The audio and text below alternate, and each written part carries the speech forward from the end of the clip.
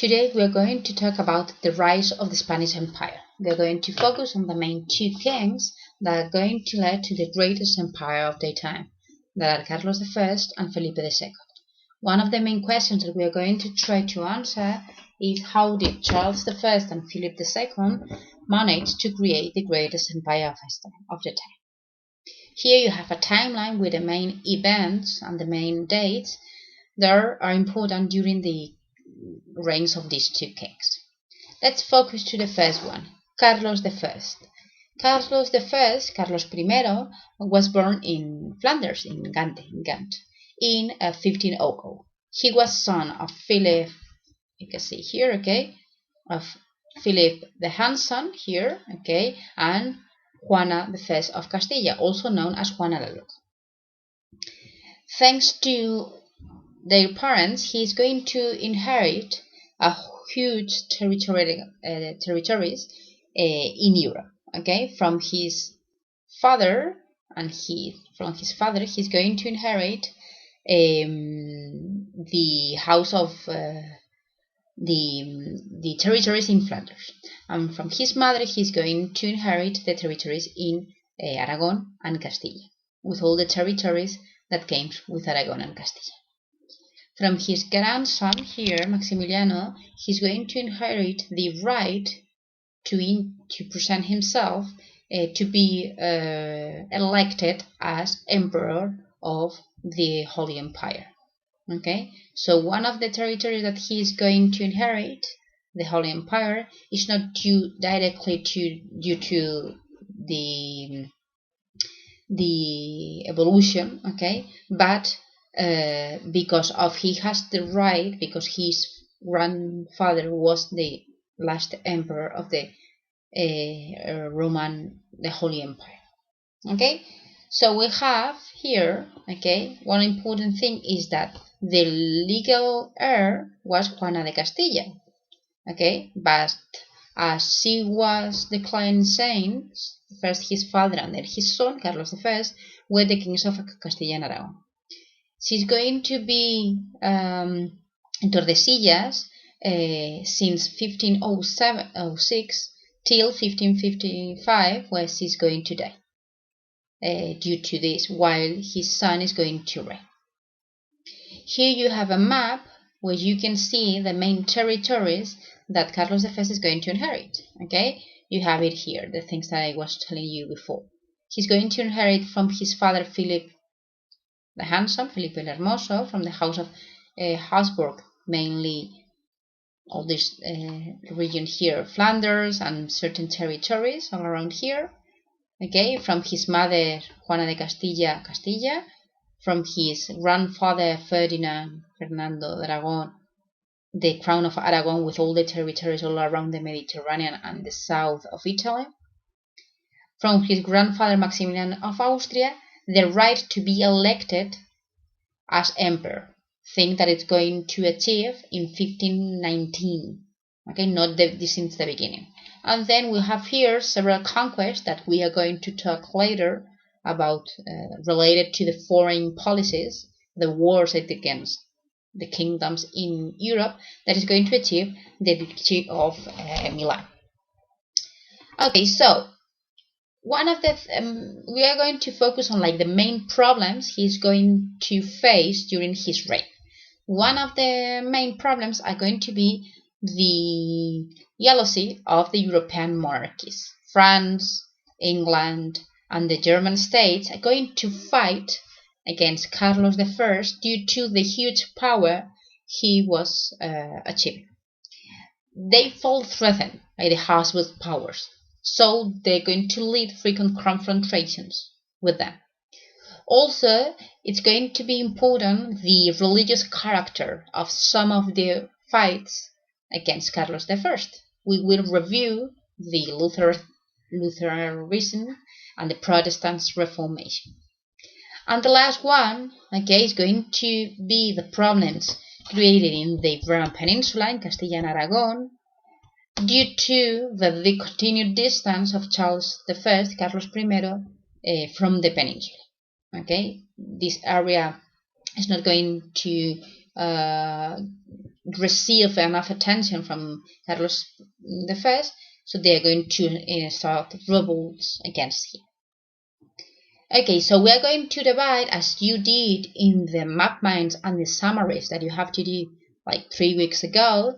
We're going to divide these two reigns in domestic policy, the things that happen inside the Castilian borders, the Iberian Peninsula borders in Aragon and Castilla, and then the foreign policy, that are the wars against the different kingdoms in Europe. The first thing that we need to know, as I told you, is that he, Carlos I, was born in Flanders. So he received his education, etc. there. In 1517, once he became the king of Castilla and Aragon, he's going to come to Castilla. But he didn't speak Castilian, and he didn't know anything about the customs, the traditions of Castilla and Aragon. This is something that certain parts of the population are going to complain about. Also, he's going to brought his advisors and gave him the responsibility. Okay, he's not going to accept and respect the old traditions of the nobles in Spain, in Castilla.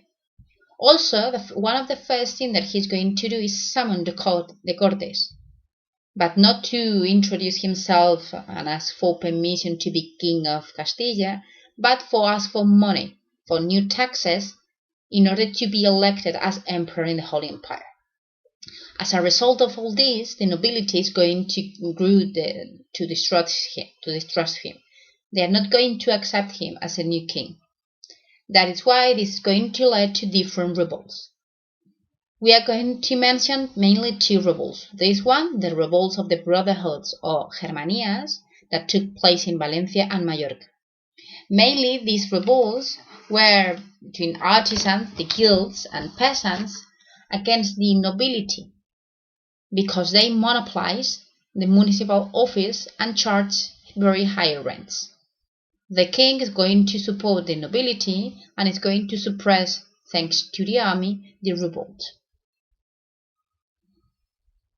The second modern revolts are the revolt of the Comuneros that took place in Castilla during the 1520 and 1521. Who were the Comuneros? The Comuneros, mainly it's a revolt led by the nobles of the main cities of Castilla, like Toledo, Segovia, and Burgos. They believed that the king acted in the interest of Flanders more than those of Castilla. Also, to these nobles are going to be added the artisans and peasants, that they don't want to pay new taxes to finance the European wars and the king's coronation as emperor.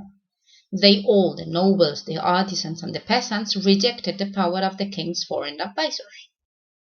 Charles I, Carlos I, left for Germany to the Holy Empire in 1520 to be named emperor, and left Adrian of Utrecht as the regent of Castilla and Aragon.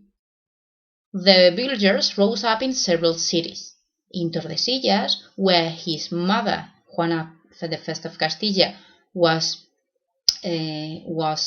captured, okay, they went there and offered the throne back to her, but she refused to act against his son. At the end, several battles, Carlos I has to come back to Castilla. The decisive battle saw the Comuneros face the troops of Charles I in Villalar, that is the province of Valladolid, in 1521. The royal troops won, and key leaders as Padilla, Bravo, and Maldonado were executed, as an example of what happened to those that has the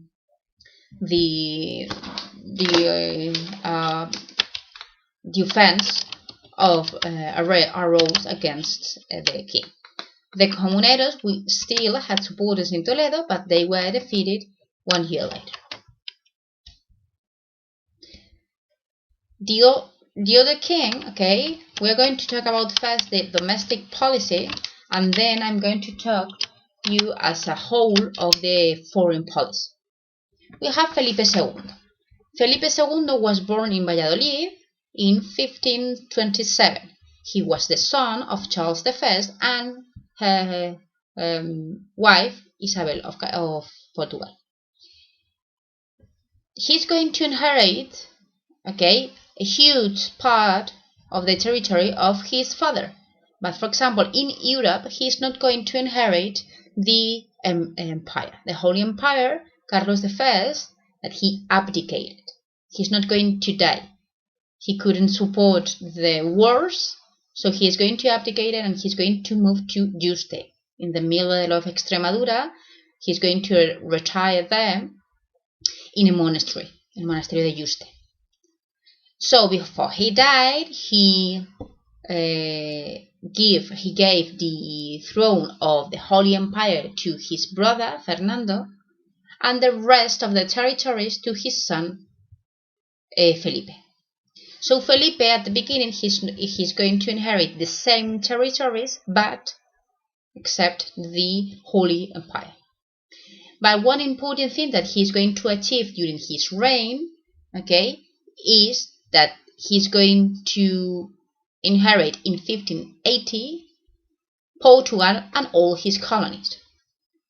This era is the era that we know as cuando nunca en España se ponía, en el imperio nunca se ponía el sol, because we had all the territories all around the different continents, not only Spain, but also all the territories in America, Africa, and Asia. This is the major expansion of our empire during the period of time that we had Portugal. It's since 1580 till 1640 that Portugal is going to get the independence. Okay, so he inherited all the territories and he began numerous wars that we will see. One of the most important things during these two reigns, but mainly fertilized thanks to Felipe II, is how both monarchs are going to continue with the work that already started the Catholic monarchs related with the authoritarian monarchy.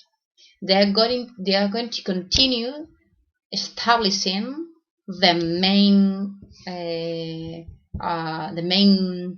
things in order to have a very strong monarchy. One of the most important things is that he is going to have a very well organized public administration with what we know as the royal secretaries. The royal secretaries were responsible for studying important matters and giving advice to the monarchs.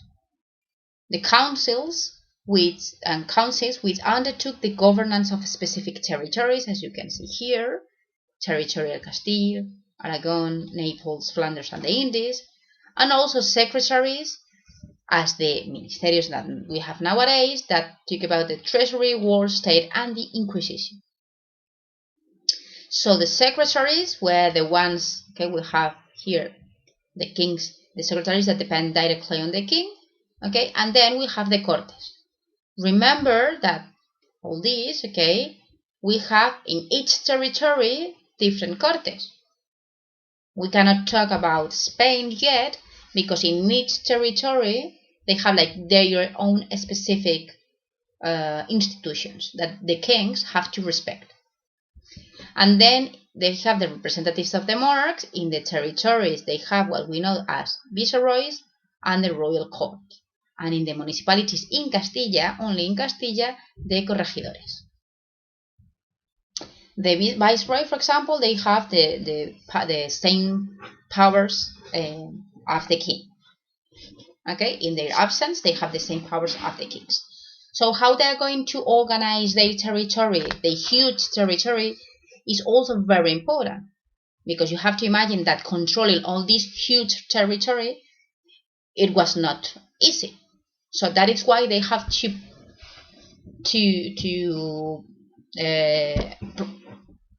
try to make very perfect the way they organize the administration of all these huge territories. Okay, so Felipe II have to face different opposition inside their borders. Domestic policy. Again, we have to focus on mainly two. I summarize in two.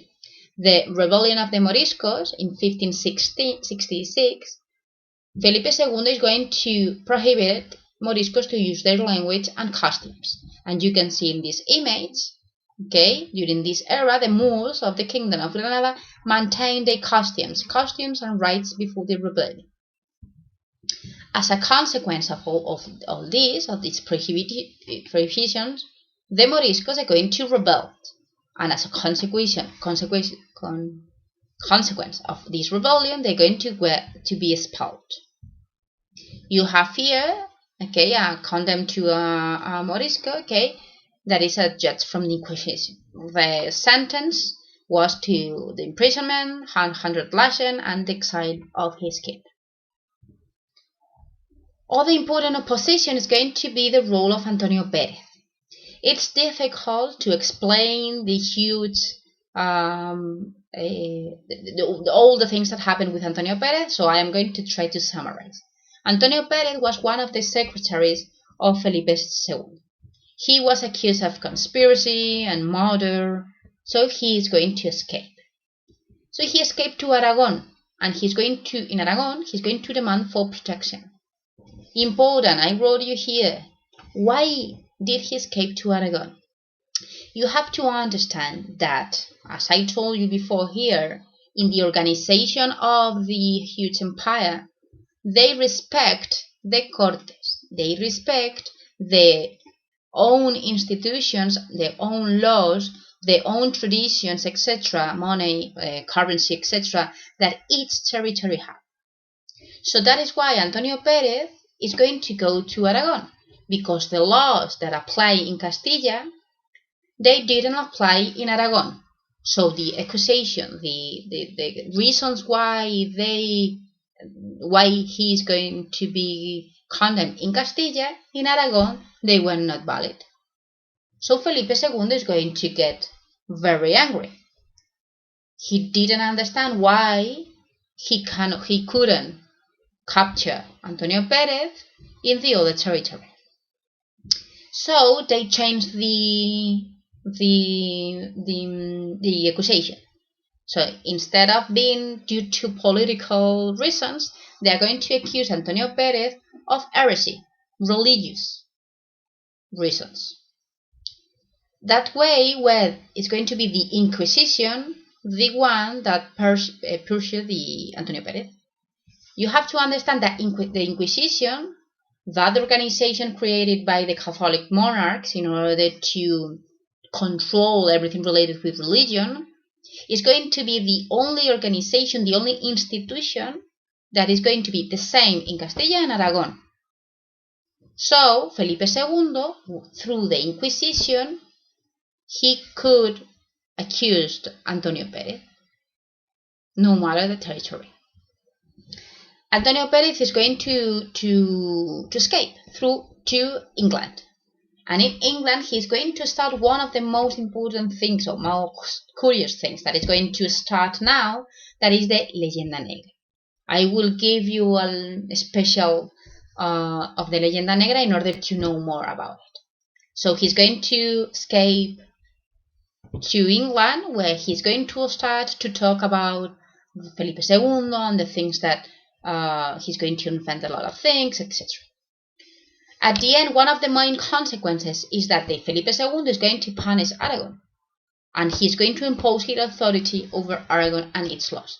This is going to start a lot of problems that we are going to see in other cases. So, what happened in the foreign policy? What are the foreign conflicts? I tried to put together both foreign policies because it's more or less the same.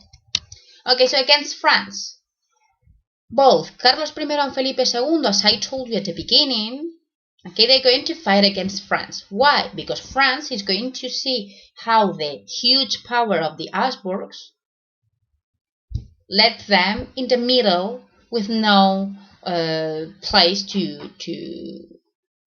Okay, as you can see here, France was in the middle of the power of the Habsburgs. Okay, we have here all the power in the Mediterranean and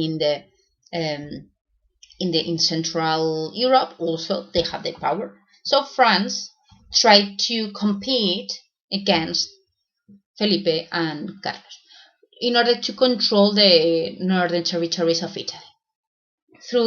After different wars, okay, for example, the Battle of Pavia during the Carlos I, or the Battle of San Quintin during the Felipe II. Thanks to that victory, it was built the El Escorial. The Duchy of Milan, in the north of Italy, was joined to the empire. This is one of the territory gained through a battle. Against the German state, here you have to remember Lutero and all the Reformation, etc. that we studied in Unit 1. All that Reformation, okay, is going to start in the German territories, in the territories that were one of the parts of the Holy Empire, so part of the empire of Carlos I. Some of these German states decided to support the Lutheranism, but Carlos I, okay, he wanted to be like the most Catholic and most important Catholic emperor. So they start different battles. It's not only about religion. We have several wars related with religion during this era, but it's not only religion the things that they fought for. It's also politics. Here, politics and religion get together. So the German states, the German princeps, they don't want only to be the ones that decide their own religion, but also they want some independence from the emperor. So that is one of the most important things. At the end, Carlos I signed the Peace of Augsburg, and he agreed on, in each territory, in each German state, the princes can decide about their religion they wanted to follow. So at the end, Carlos I accept that it was impossible to keep the unity of all the Catholicism, but he has to accept the spread of Protestantism. Okay, the Netherlands. All this related with all these Protestant movement. Here in the Netherlands appeared another branch of the Protestants that were the Calvinists. The inhabitants refused to pay taxes to the crown. The inhabitants refuses to obey the crown, so they are going to start several rebellions. During Felipe II, we are going to have several wars, but this war is not going to be over until Felipe III. Okay, so we are going to suffer from the Netherlands several wars. Okay, each time we are going to lose more and more territories, and we are going to accept more independence, autonomism, etc., until the end that we are going to lose these territories in the Netherlands. England, again related with this Protestantism. You know that in England, Henry VIII, okay, due to the Anglicanism, they're going to be enemies of Spain, but not only because of religion, but also because they interfere with the Spanish trade, because they support piracy. So Felipe II is going to organize what we know as they know as the Spanish Armada, we know as Gran Armada or La Armada Invencible, but it was destroyed by a storm in the English Channel. All this, it was a huge defeated suffer for Spain, and we start here our decline of the empire. We are not finished yet. We have to fight against the Turks. Do you remember that the Turks started in 1453 with the Duke of Constantinople? That is going to start the modern age, and it's going to lead to the discovery of a new world, etc., etc., but also it's going to affect Europe. You can see here they are not going only to stop in Constantinople, but they are going to spread through Europe, as you can see here. You can see here Vienna. All these territories belongs to the Holy Empire. So Carlos I and then Felipe II are not going to stop. I'm not going to I'm not going to accept that the Ottoman Empire spread through Europe. Not only through Europe, but also, as you can see here, through all the Mediterranean. So in different battles, Carlos I and Felipe II are going to fight against the Turks in order to stop their spread in these territories. One of the most important is the alliance between Felipe II and Venice and the papacy in the Holy League, that they're going to stop in the Battle of Lepanto. Okay, that it's here in near Greece. All these advantages in all these efforts in wars was thanks to the army, the tercios. Okay, due to the continual foreign wars fought by the Hispanic monarchy, the army was of great importance.